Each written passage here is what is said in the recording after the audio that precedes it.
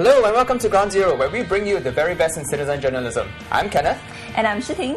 Kenneth, it appears most Singaporeans have their fair share of cabbie horror stories. Do you happen to have one to share? Well, actually, I met this cabbie once who kept saying correct or not after every sentence, and he kept doing it over and over again. He must have said correct or not at least 30 times during the cab ride. Oh dear. Yeah. Well, I also had one who insisted I was shouting at him when he obviously couldn't hear very well. So I just spoke louder to make sure he heard me right, but he was very annoyed. He was like, 为什么你一直喊我？为什么你喊我？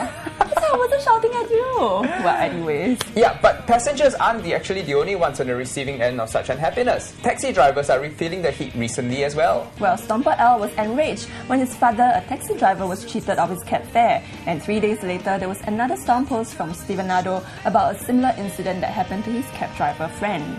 Well, both these taxi drivers have been cheated, possibly by the same NTU student who boarded the cab at Compass Point in Sengkang. The modus operandi is the same. Woman boards taxi, reaches destination, and asks taxi driver to wait for her while she goes to get cash. Well, she would leave her expensive-looking bag in the cab and lied that she would come back for it, but she never did. Well, the first cab driver later checked the handbag and found only trash and crushed paper in it.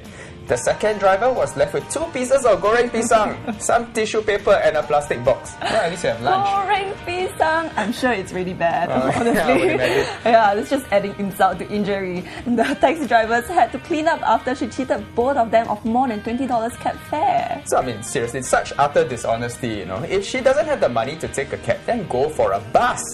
Yeah. Leave the poor man alone. He's just trying to make a living after all. You're exactly right. But how do taxi drivers prevent such incidents from happening? I mean, some people are genuinely cashless, right?